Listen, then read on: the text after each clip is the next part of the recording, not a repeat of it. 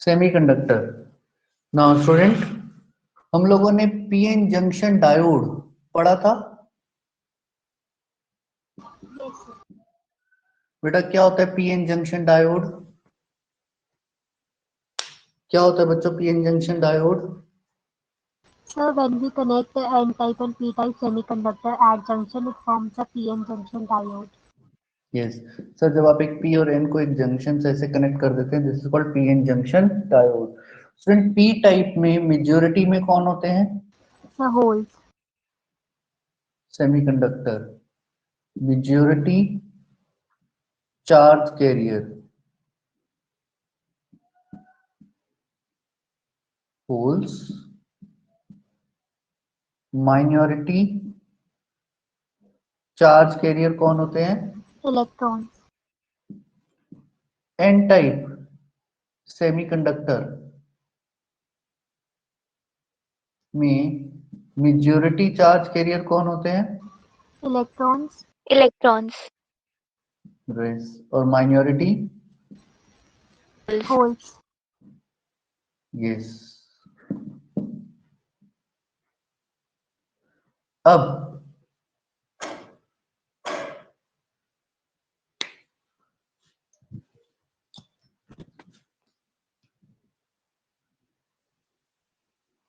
अगर आप एक पी टाइप और एन टाइप सेमीकंडक्टर को ऐसे कनेक्ट करते हैं, बेटा पी टाइप में बहुत सारे होल्स होते हैं और एन टाइप में बहुत सारे इलेक्ट्रॉन्स होते हैं। बच्चों अभी देखो मैंने कोई बैटरी कनेक्ट नहीं की है, तो क्या होगा? अभी कोई बैटरी नहीं है, नो बैटरी इज देयर, तो क्या होगा बच्चों? बैटरी नहीं है। Student still due to room temperature charge particle can acquire high thermal kinetic energy and hence high thermal velocity, and therefore few negative charge can jump from n side to p side and gets diffused। क्या मतलब है इसका बच्चों? Room temperature पे भी इतनी energy हो जाती है कि यहां के इलेक्ट्रॉन जंप करके होल्स में आ जाते हैं। इसे कहा जाता है, this is called drift current. हमने ये सब ऑलरेडी स्टडी किया हुआ है, this is called drift current. और जंक्शन के पास एक लेयर बन जाती है,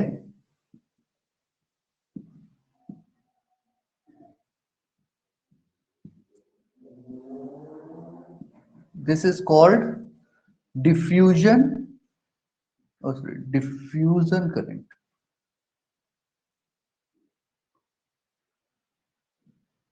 डिफ्यूजन करंट जिसे कहते हैं diffusion reason,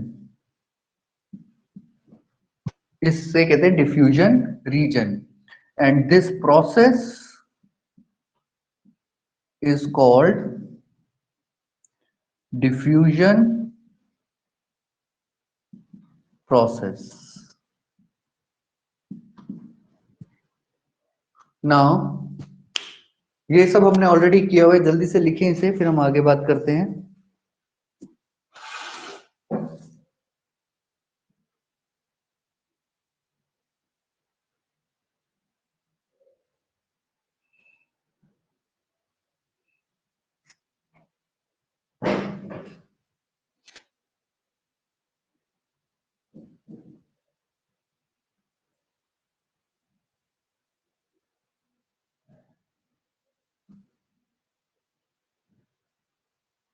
ji, now is it done?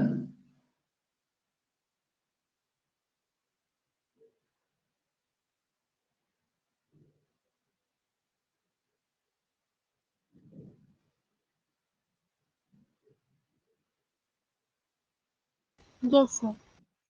ठीक है। अब सोचो, अगर हम इसे बैटरी से कनेक्ट कर दें तो क्या होता है?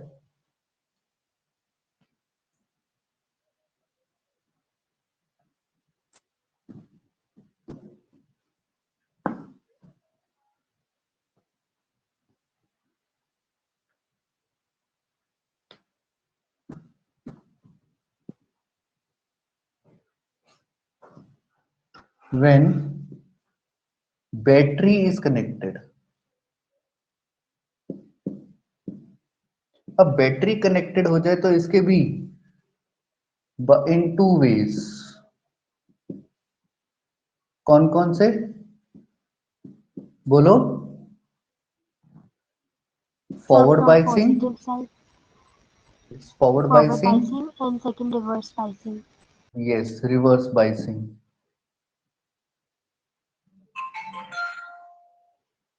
बेटा फॉरवर्ड बाइसिंग का मतलब होता है जहां पे पीएन जंक्शन में पी को हायर पोटेंशियल से कनेक्ट कर दिया जाता है और एन को लोअर पोटेंशियल से कनेक्ट कर दिया जाता है। This is called forward biasing. Reverse biasing में जहां पे पी को लोअर पोटेंशियल से कनेक्ट किया जाता है और एन को हायर पोटेंशियल से कनेक्ट किया जाता है। This is called reverse biasing. Forward biasing में करंट ज्यादा होता है कि कम होता है? ज़्यादा होता है। क्यों होता है ज्यादा? Current is due to Majority charge carriers. yes, majority charge carrier.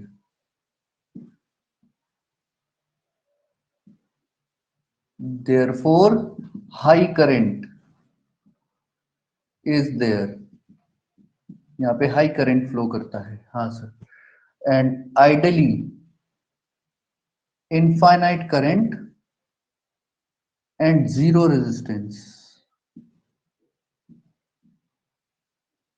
it acts like a closed switch.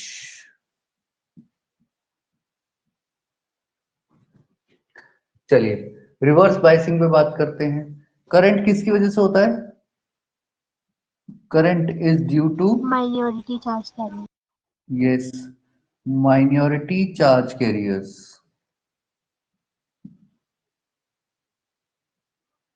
Therefore, low current is there.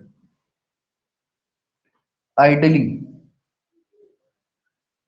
zero current and infinite resistance. It acts like open switch.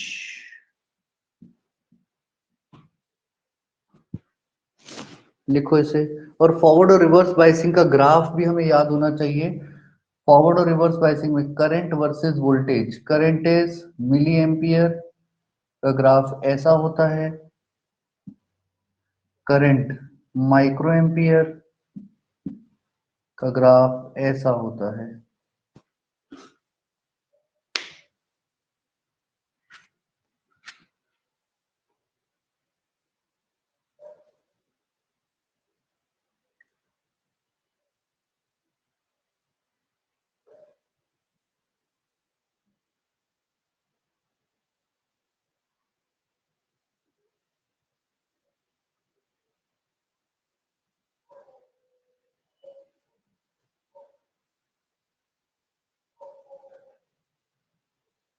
Ji, is it done?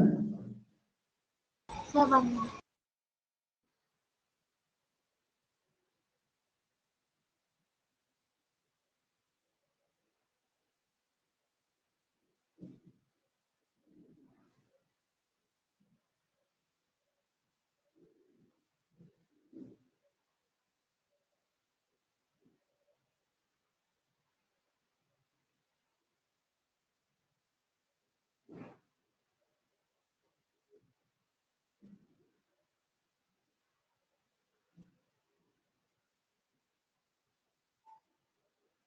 चलिए, क्या मैं board erase कर दूं?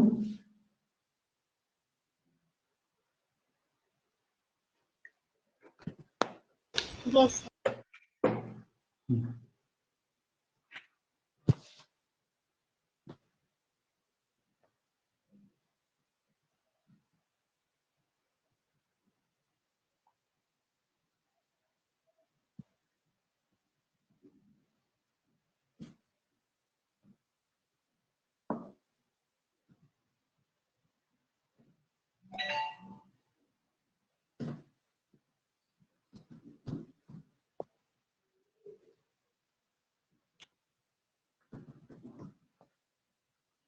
अब आते हैं next,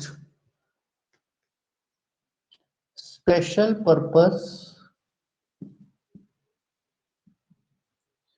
PN junction diodes. इसमें सबसे पहले हम लोग बात करेंगे जीनर डायोड। बेटा जीनर डायोड, इसके अंदर जो हम इम्प्योरिटीज लेवल डालते हैं वो बहुत हाई डालते हैं, वेरी हाई इम्प्योरिटी लेवल। ऐसा क्यों? इम्प्योरिटी लेवल डालने से, हाई करने से क्या होगा? इम्प्योरिटी लेवल हाई करने से क्या होगा? Very high conductivity.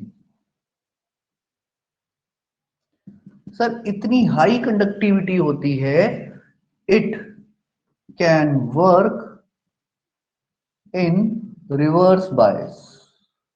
ये रिवर्स बायस में काम कर सकता है। स्टूडेंट, जीनर डायोड का सिंबल होता है ऐसे, like this. Now student, application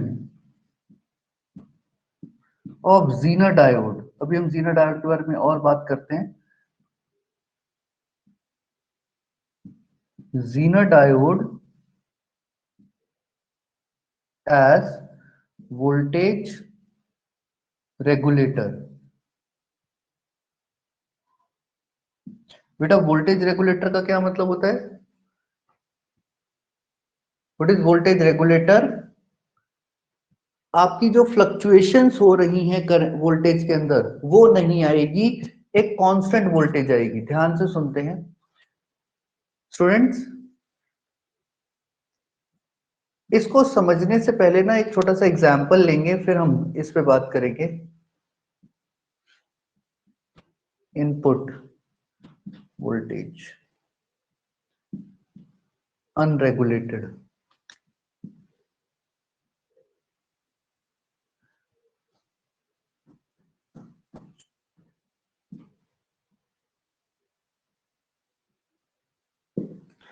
regulated क्या मतलब है, सुनते हैं स्टूडेंट्स। मान लीजिए एक पर्सन है जो बिजनेस चलाता है, कोई किसी कोई फैक्ट्री है,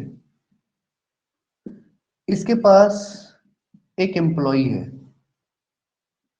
इस एम्प्लॉय की सैलरी है, लेट अस से ₹20,000। ठीक है। इस फैक्ट्री का जो ऑनर है,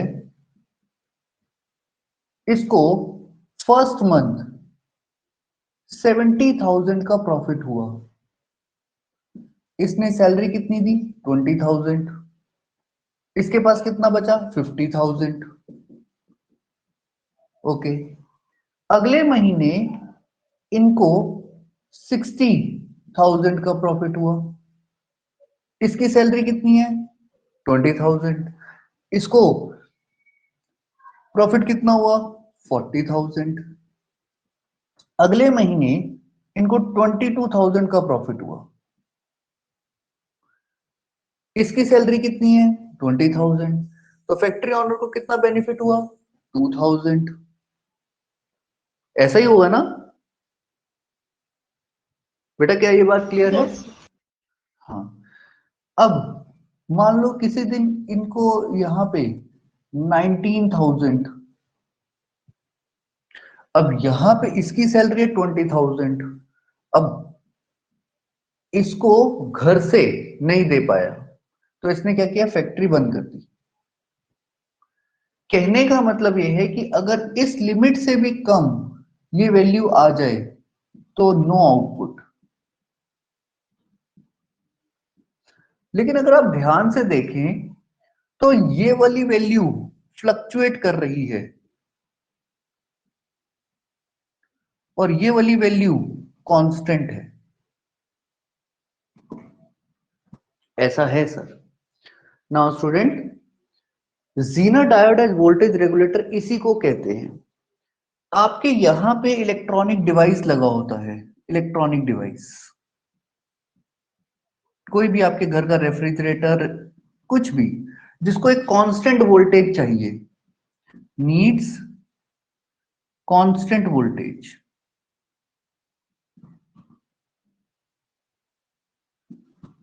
इसको कांस्टेंट वोल्टेज चाहिए, लेट अस से 200 वोल्ट इसको चाहिए। पीछे से इनपुट कभी ज्यादा आ रही है कभी कम आ रही है।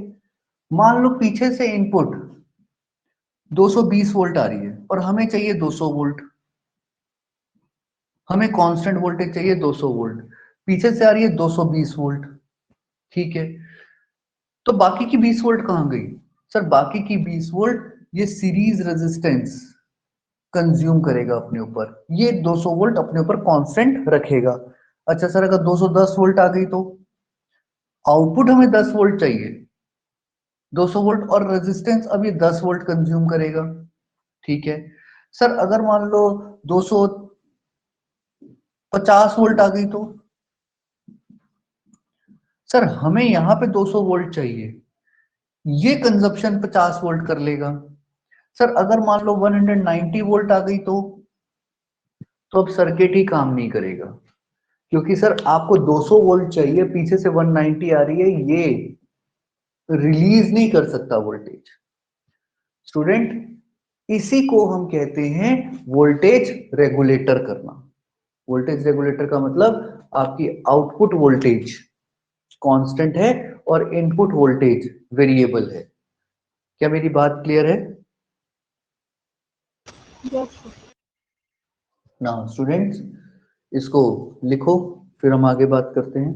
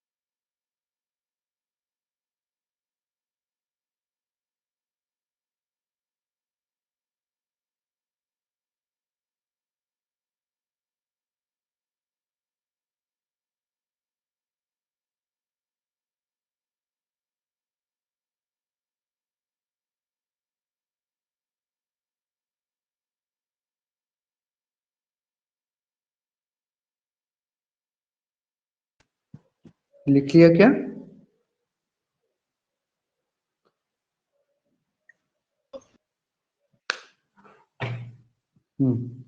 नाउ स्टूडेंट्स एक बार नोट्स ओपन करेंगे।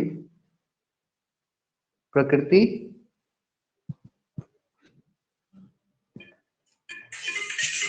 प्रकृति, Yes, sir.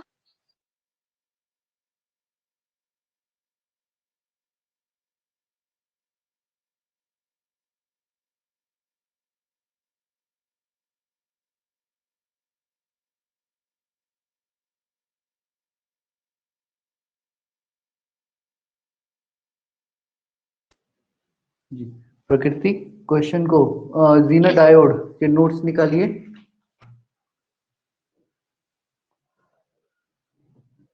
बेटा जीना डायोड के नोट्स निकालिए। जी रीड करिए। तो अभी नोट्स है नहीं मेरे पास। मैंने अपलोड किए हैं बच्चे। सर वो फिर क्लोज करना पड़ेगा। चलिए कोई बात। Ishita, Ishita Yes, sir. बेटा, do you have notes with you? Yes, sir. पढ़िए।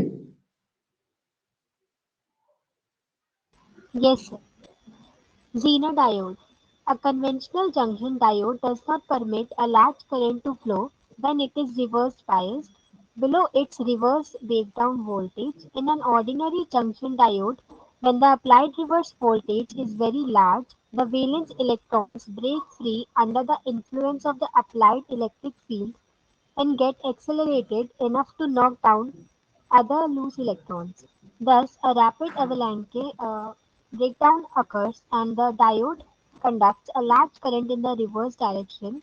As a result, the diode gets permanently damaged.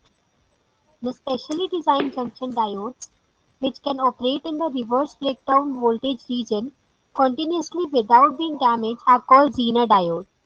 A Zener diode is designed so as to have a greatly reduced breakdown voltage called Zener voltage. The avalanche breakdown process depends upon the applied electric field.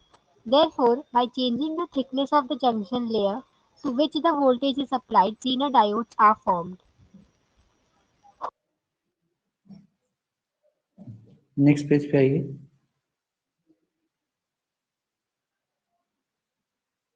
Yes, sir. A Zener diode contains a heavily doped p-n junction, allowing electrons to jump from the valence band of the p material to the conduction band of the n-type material. A reverse biased Zener diode will exhibit a controlled breakdown and allow the current flow to keep the voltage across the Zener diode at the Zener voltage. The breakdown voltage can be controlled quite accurately in the doping process. The breakdown voltage of a Zener diode may vary from about 4 volt to several hundred volts. A Zener diode is represented by symbol shown. Zener diodes can be operated in the breakdown region continuously without getting damaged. For this, current is limited by an external resistance. They have the unique feature that voltage drop across them is independent of the current flowing through them. Zener diodes are widely used to regulate the voltage across a circuit when connected in parallel with a variable voltage source so that it is reverse biased. A Zener diode conducts when the voltage reaches the diode's reverse breakdown voltage. From that point, it keeps the voltage at that value. Okay, now student, इस पूरे इसका just ये था जो हमने अभी बात करी कि जो नॉर्मल पीएन जंक्शन डायोड्स हैं वो रिवर्स बायस में काम नहीं कर पाते क्योंकि वो इमीडिएटली ब्रेक कर जाते हैं जैसे उन पे हाई वोल्टेज देते हैं। जीनर डायोड एक specially designed PN junction diode है व्हिच इज हाईली डोप, जो रिवर्स बायस में भी वर्क करता है। नाउ स्टूडेंट, कौशव, कौशव, कौशव नहीं, Ishita, Ishita,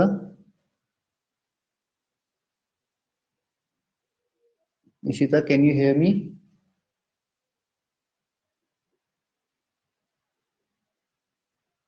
okay student, Zener diode is voltage regulator.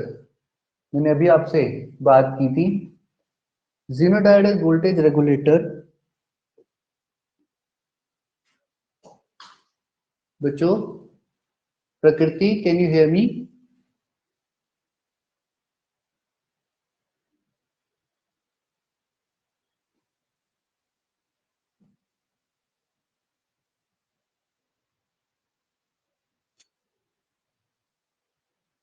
Now student, let's talk about photodiodes.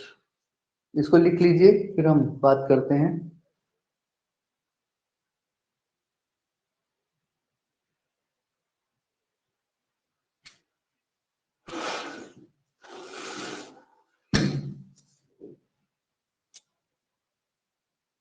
Sir, am I audible?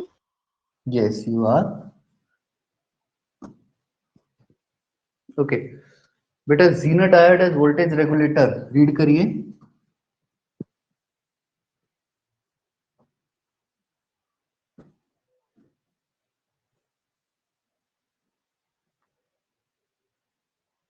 Ishita, Yes, sir. Read करिए। A Zener diode as voltage regulator. Its figure shows the use of Zener diode in providing a constant voltage supply. This use of Zener diode is based on the fact that in reverse breakdown or Zener region, a very small change in the voltage across the Zener diode produces a very large change in the current through the circuit. If voltage is increased beyond Zener voltage, the resistance of the Zener diode drops considerably. Consider that the Zener diode and a resistor R called dropping resistor are connected to a fluctuating DC supply, say of a rectifier, such that the Zener diode is reverse biased. Whenever voltage across the diode tends to increase, the current through the diode rises out of proportion and causes a sufficient increase in voltage drop across the dropping resistor. As a result, the output voltage lowers back to the normal value. Similarly, when the voltage across the diode tends to decrease, the current through the diode goes out of proportion so that the voltage drop across the dropping resistor is much less and now the output voltage is raised to normal. मतलब जो भी fluctuations है वो register के पास जाती है, ना कि आउटपुट के पास। चलिए अब आते हैं हम फोटो डायोड्स पे।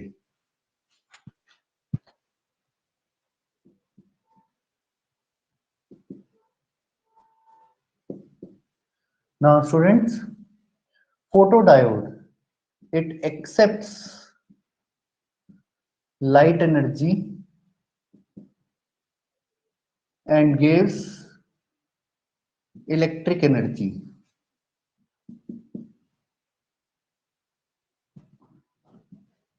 इसका सिंबल होता है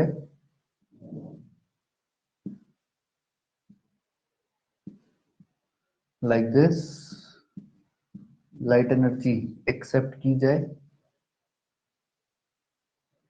ठीक है। नाउ स्टूडेंट्स, फोटोडायोड्स के अंदर ना एक बहुत इंपॉर्टेंट क्वेश्चन कई बार पूछा गया है, फॉरवर्ड बायसिंग में करंट ज्यादा होता है कि रिवर्स बायसिंग में? Forward biasing. फॉरवर्ड बायसिंग में। रिवर्स बायसिंग में कम होता है ना? Yes, sir. लेकिन फोटोडायोड को फिर भी हम रिवर्स बायसिंग में लगाते हैं, ऐसा क्यों? ये क्वेश्चन आपके एग्जाम में कई बार पूछा गया है student. Even though in reverse bias current is less, why we connect photodiodes in reverse bias? Student, इसको समझने से पहले एक छोटा सा एग्जाम्पल लेते हैं और फिर इसको समझते हैं। नाउ मान लीजिए दो पर्सन है, ठीक। इस पर्सन के पॉकेट में अभी मान लेते हैं 50,000 रुपीज कैश है, ओके। और इसकी पॉकेट में लेटर से 50 रुपीज है, ठीक है। नाउ लेट अस सपोज इसकी पॉकेट से 20 रुपीज का नोट ड्रॉप हो जाता है और इसकी पॉकेट से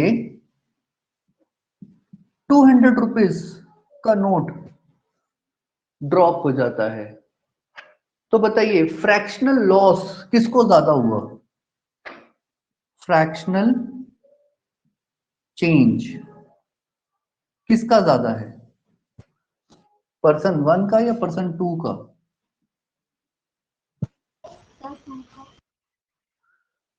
आपने पर्सन 2 क्यों बोला, 1 क्यों नहीं बोला? वो तो 200 है। सर क्योंकि पर्सन 2 का अमाउंट भी कम है। अगर मैं बात करूं 200 by 50,000, sir 1 by 250, that is 4 by 1000, that is 0.004. Fractional change यहाँ पे निकालते हैं 20 by 50, that is 0.4. तो इसका फ्रैक्शनल चेंज ज्यादा है। हाँ सर बिल्कुल। स्टूडेंट, जब हम फोटो डायोड्स की बात करते हैं, when we talk about photo diodes, तो हम लोग minority fractional change in current को देखते हैं। अब ये क्या होता है sir, fractional change in current? Student, इस पे अभी बात करते हैं। Raghav, Yes, sir. राघव बेटा, do you have notes with you? No, sir. I've joined with mobile. Okay, Ishita, can you read photodiodes? Yes, sir.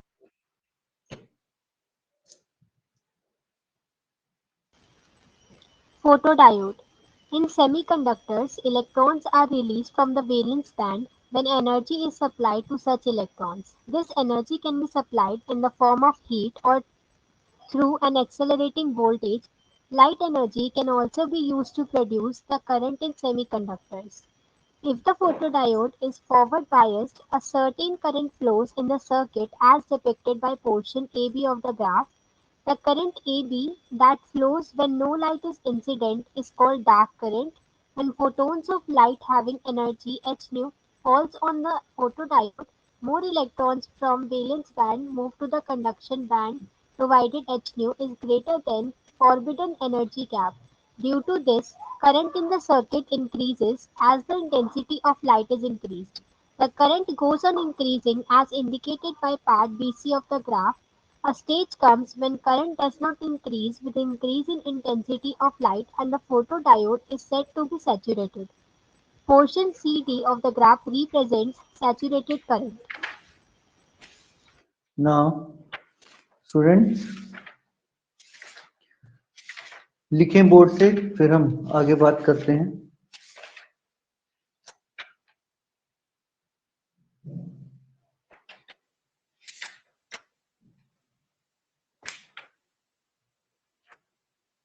Okay, now student, ये ना आपके 1 मार्क का क्वेश्चन कई बार देखा गया है, लिख लो कहीं पे। जो मैंने अभी आपसे बात की कि फोटो डायोड को रिवर्स बायसिंग में क्यों काम करवाते हैं, ये आपके पेपर में पूछा गया है। Because we check fractional change in current in photo diode, और फ्रैक्शनल चेंज हमें माइनॉरिटी के साथ ज्यादा दिखाई देता है। स्टूडेंट, आपके पास अगर माइनॉरिटी नंबर में थोड़ा सा भी चेंज होगा, जो ऑलरेडी कम है उसमें अगर थोड़ा सा भी चेंज करोगे तो फ्रैक्शनल चेंज बहुत बड़ा दिखाई देता है। जो चीज मेजॉरिटी में है उसका फ्रैक्शनल चेंज देखोगे तो वैल्यू बहुत कम आती है। सर, अगर मैं इसके 20 रुपीज चेक करता तो ये वैल्यू और छोटी हो जाती, that comes out to be 0.0004। तो स्टूडेंट, फ्रैक्शन, बिकॉज इसका आंसर है because we check fractional change in current, and if minute change in minority carriers, there would be large fractional change।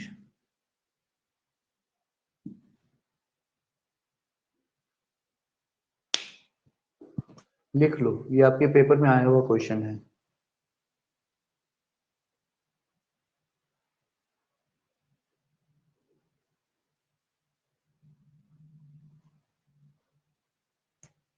Okay, is it done? Yes, now चलिए अब आते हैं next पे, light emitting diode.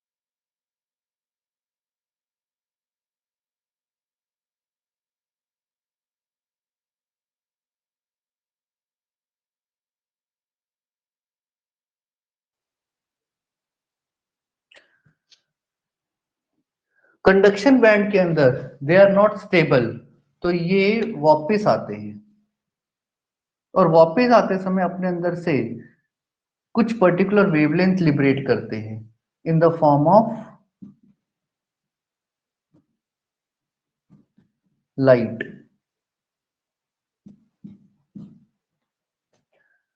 Student, तो हुआ क्या, light emitting diode कैसे काम करते हैं? आप चार्ज पार्टिकल को कुछ एनर्जी सप्लाई करते हैं, उस एनर्जी को एक्सेप्ट करने के बाद they go into higher shell. Higher shell में वो ज्यादा स्टेबल नहीं होते और फिर लौट के नीचे आना चाहते हैं, और जब वो लौट के नीचे आते हैं तो अपने अंदर से एक पर्टिकुलर वेवलेंथ को लिबरेट करते हैं एंड हेंस हमें यहाँ पे इसमें से लाइट बाहर निकलती हुई दिखती है। This is called light emitting diode. Now student, light emitting diode को हम फॉरवर्ड बायसिंग में कनेक्ट करते हैं।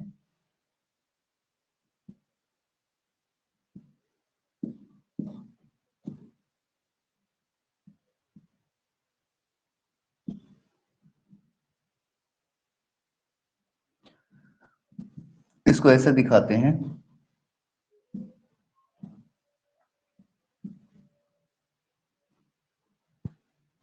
ओके, नाउ स्टूडेंट्स, बेटा लाइट एमिटिंग डायोड रीड करो।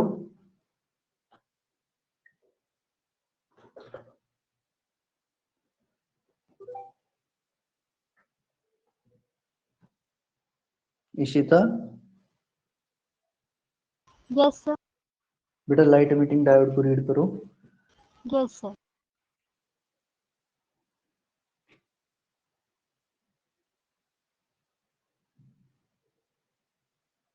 Light emitting diode. Light emitting diodes, commonly called LEDs, are found in all kinds of electronic devices. The LEDs are just tiny light bulbs, but unlike ordinary incandescent bulbs that do not have a filament that will burn out. Further, they do not get hot during their use. All junction diodes emit some light when forward biased. In case of silicon and germanium diodes, the energy released in an infrared region and is unable to excite vision. In case of junction diodes made of gallium arsenide, the energy is released in infrared region, while those made of gallium arsenide phosphide emit radiation in visible region. Such a junction diode is called a light emitting diode or LED. The most important part of a LED is the p-n junction. The junction acts as a barrier to the flow of electrons between the p and n regions. Only when sufficient voltage is applied to the LED, the electrons cross the junction into the p region and a current flows through it. It may be noted that there is a very little resistance to limit the current in a LED. Therefore, a resistor must be used in series with the LED to avoid any damage to it. When sufficient voltage is applied to the LED, electrons move across the junction into the p region. Once in the p region, the electrons are immediately attracted to the positive holes. When an electron moves sufficiently close to the hole in the p region, they recombine. Each time an electron recombines with a positive hole, electric potential energy is converted into electromagnetic energy and a photon of light with the frequency characteristic of a semiconductor material is emitted. In gallium arsenide phosphide, the forbidden energy gap is 1.90 electron volt. The wavelength of the radiation emitted is given by lambda equal to hc by Eg equal to 6500 6500 Armstrong. एमस्ट्रॉन। Yes. Now student, इसके अंदर एक question आपके exam में आता है, लिख लो, write down, आपके exam में आया हुआ क्वेश्चन है, why gallium arsenide phosphorus GaAsP, why gallium arsenide phosphide is used for making LED,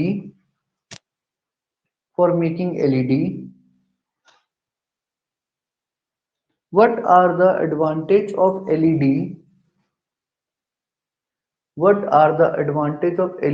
over over conventional bulb, over conventional bulb.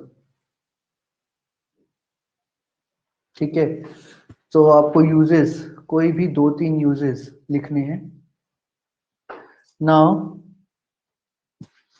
Board से लिख लीजिए, फिर आगे बात करते हैं।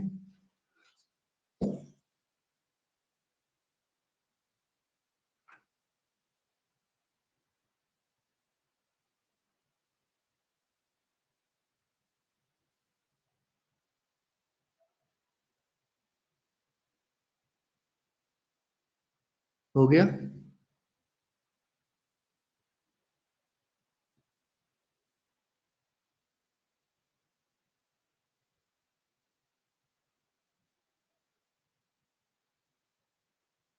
बच्चों हो गया?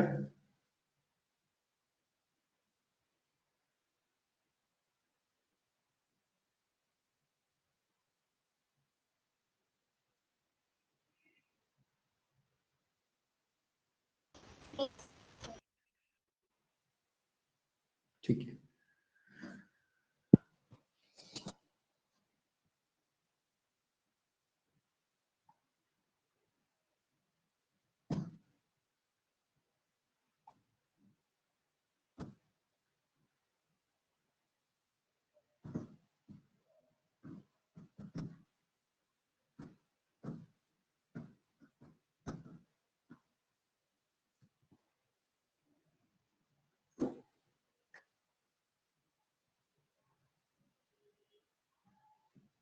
सोलर सेल,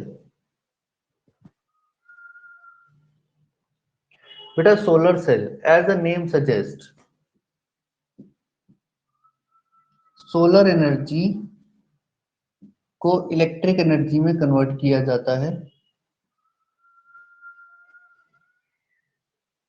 इसके अंदर मल्टीपल फोटो डायोड्स लगाए जाते हैं इन सीरीज में। स्टूडेंट, मॉर्निंग के टाइम पे आपको लाइट एनर्जी चाहिए, इलेक्ट्रिक बल्ब जलाते हो आप? ओपन सोर्स, ओपन जगह पे आपको लाइट सोर्स चाहिए मॉर्निंग के टाइम पे? नहीं, आपको तो इवनिंग के टाइम पे चाहिए। तो एक्चुअली में पूरा दिन भर ये चार्ज होता रहता है और इवनिंग के टाइम पे इसको यूटिलाइज किया जाता है। So there must B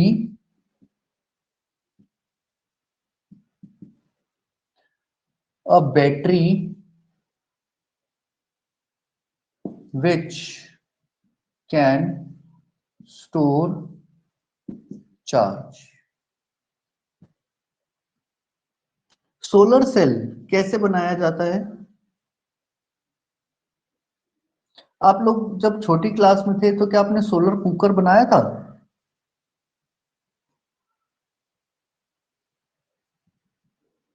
Yes, sir. बेटा सोलर कुकर को एक तो ब्लैक पेंट किया जाता था, दूसरा उसके ऊपर ना एक ग्लास शीट रख दी जाती थी जो कि एक हीट ट्रैप की तरह काम करती थी। मतलब जो अलाउ तो करती थी कि हीट रेज इसके अंदर एंटर कर जाएंगी, बट इसमें से बाहर नहीं निकल पाती थी हीट रेज। स्टूडेंट, इसके अंदर हम डायोड्स ऐसे वर्टिकल रखते हैं, लाइक दिस, लाइक दिस, और इनके बीच में गैप होता है। ये गैप क्यों होता है? ताकि इसके अंदर से हीट रेज इजीली पास कर जाएं। नाउ स्टूडेंट्स, आप में से किसी के पास अभी नोट्स नहीं है? इशिता, अच्छा एक चीज और भी याद रख लेते हैं स्टूडेंट, सोलर सेल के अंदर जो ग्राफ बनता है वो फोर्थ क्वाड्रेंट में बनता है, बिटवीन करंट एंड वोल्टेज। ये ग्राफ आपके एग्जाम में पूछा गया है, सोलर सेल का ग्राफ। बेटा ये ग्राफ याद रखना, सोलर सेल का ग्राफ आपके एग्जाम में पूछा जा चुका है। हाँ Ishita, can you read solar cell? Yes, sir.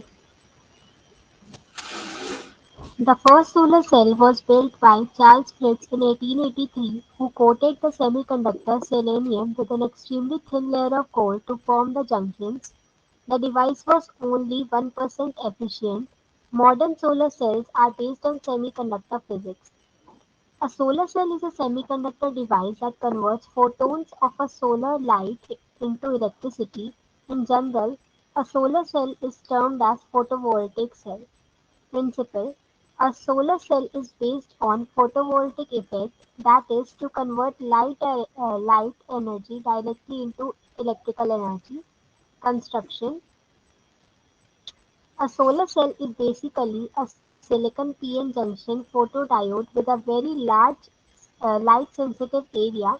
A junction diode is made from extremely thin 180 to 350 micrometer silicon slices or wafers.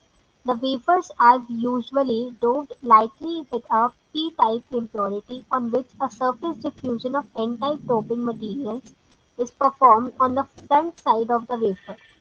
This forms a p-n junction a few hundred nanometers below the surface. To increase the light gathering power of the cell, a coating of titanium dioxide anti-reflection material is applied. However, silicon nitride has proved to be more useful than titanium dioxide as the anti-reflection coating. It prevents charge carriers recombination at the surface of the solar cell.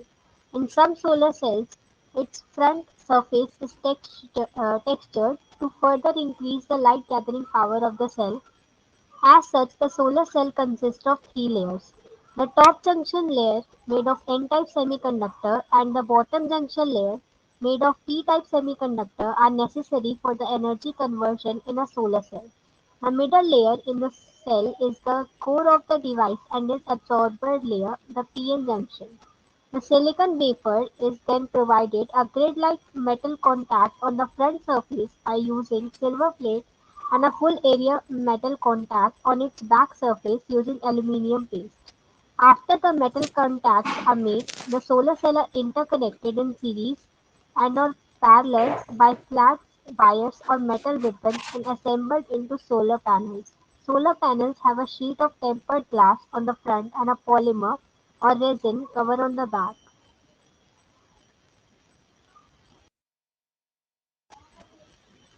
However, to improve the photoconversion efficiency, the p-n junction diodes have multiple layers are used. Each layer is designed to absorb a successively longer wavelength of light, lower energy, thus absorbing more of the solar spectrum and increasing the amount of electrical energy produced. Working: when light falls on the n-type layer, which is on the top of the solar cell, it gets absorbed. The absorbed energy knocks out electrons, which flows across the p-n junction to create a current. The current flows through the p layer. A load resistance is connected across the metal contact of n-type and p-type layer to store the electricity. After flowing through the load resistance, the current flows back into the N layer. Thus, a current is generated without a mechanical input energy. Obviously, the output of a solar cell is DC. To run household or other appliances, चलिए DC is Ishita converted to AC. Ishita चलिए Yes, इसको sir. Next इसको हर बच्चा इसको read करेगा चलिए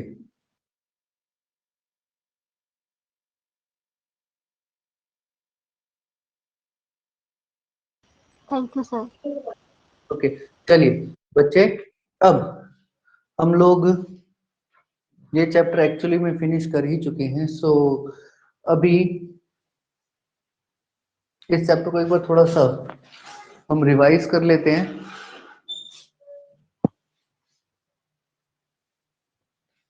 इस chapter में अभी तक हमने क्या क्या चीजें की हैं जो आपके एग्जाम में काफी बार पूछा जा रहा है student right on a question give two processes in in pn junction diode formation in pn junction diode formation student,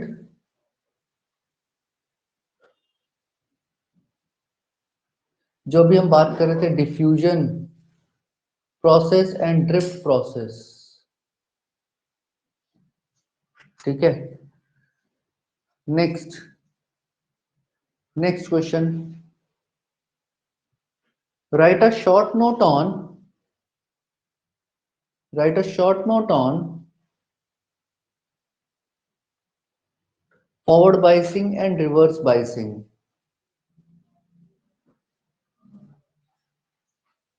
student, इसके ऊपर ना क्वेश्चन ऐसा भी पूछा गया है कई बार,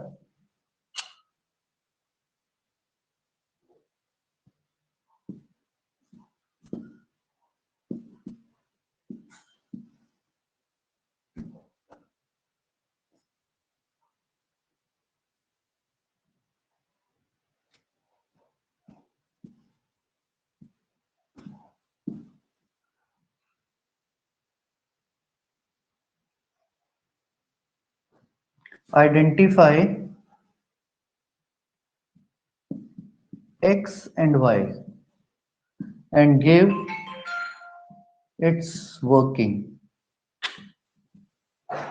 फ्रेंड, x क्या है, y क्या है?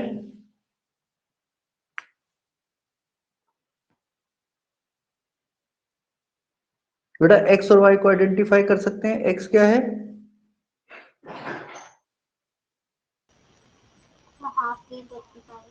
Half wave rectifier. और y क्या है? full wave rectifier, Now,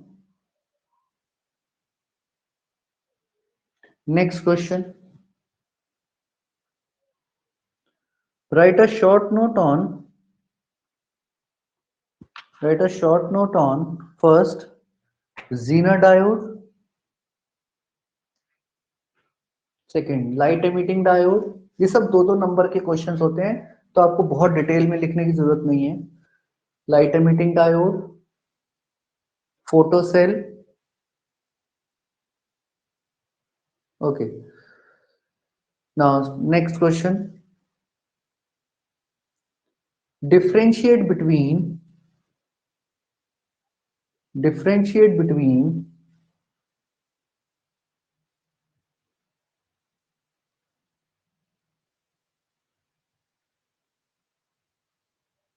first extrinsic and intrinsic semiconductor,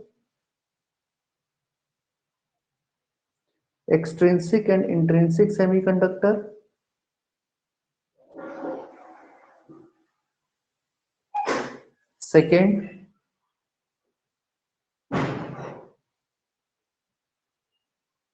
N type and P type semiconductor,